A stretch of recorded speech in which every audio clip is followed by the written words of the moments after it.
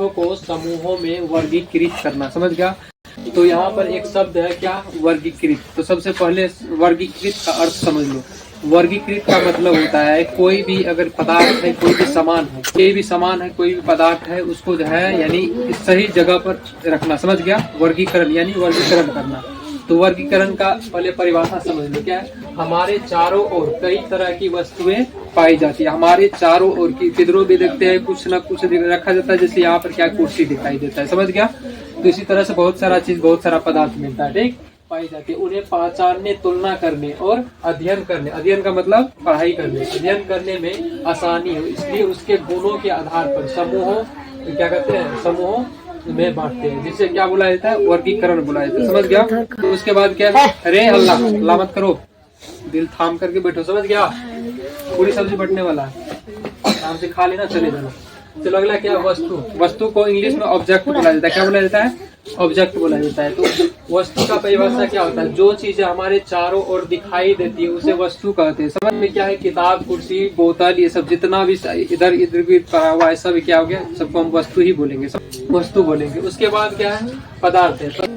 वस्तुओं का वर्गीकरण क्यों जरूरी है, यानी कोई भी वस्तु है उसको हम क्या कहते हैं, सही जगह पर, सही दिशा पर, सही जगह पर हम क्यों रखते हैं। समझ गया? तो क्यों रखते हैं तो समझो। तो पहला क्या, वस्तुओं को पहचानने में आसानी होती। समझ गया? कोई वस्तु है, अगर मान के चलो साइज लगा करके रखेंगे, इसको यहाँ रख देंगे, अब फिर उस लेवल के उस टाइप की वस्तु को वहाँ रख देंगे, तो हमको क्या करना पड़ेगा, समझने में आसानी होगा। समझ गया?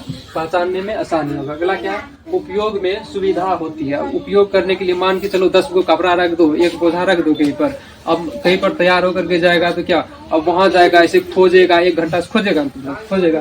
अगर मान के चलो उसी को अगर साइज लगा करके रख देगा तो जाएगा आराम से, हाँ शर्ट यहाँ पर रखा है, पहन लेंगे, स्कूल चले जाएंगे, तो इसे होता है, ठीक। उसके बाद क्या, अध्ययन सरल हो जाता है, ठीक, उसको पहचानने में सरल हो जाता है। तो उसके बाद अब गुण का इंग्लिश क्या होता है, प्रॉपर्टीज होता है। क्या होता है? प्रॉपर्टीज। तो गुण का परिभाषा क्या होता है, किसी पदार्थ के पहचान कराने वाले लक्षणों को गुण कहते हैं। सब पदार्थ है, समझ गया?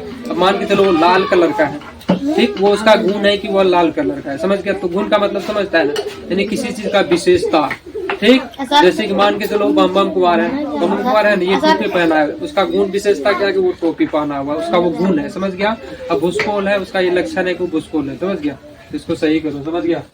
चलो, तो क्या होता है, किसी पदार्थ की पहचान कराने वाले लक्षणों को गुण कहते हैं। तो मुख्य गुण हम कैसे पहचानेंगे, तो रंग से पहचानेंगे। समझ गया? कठोरता, किसी चीज में कठोरता होता है, जैसे पत्थर हो गया, पत्थर को क्या ऐसे दबाएंगे तो क्या दबेगा, नहीं दबेगा, उसका लक्षण है कि पत्थर क्या होता है, कठोर होता है। उसके बाद घुलनशीलता का मतलब होता है, जैसे अब कोई चीज ग्लूकोज हो गया, उसको पानी में, नमक हो गया, उसको पानी में दे दो तो घुल जाता है, उसे क्या बोला जाता है, घुलनशीलता बोला जाता है। पारदर्शिता हो गया, अब कोई क्या शीशा ले लो, इस साइड से उस साइड अगर दिखाई देगा तो उसे क्या बोलेंगे, पारदर्शिता, यानी उसमें क्या है, उसका लक्षण है कि इस साइड से उस साइड हम देख सकते हैं। समझ गया?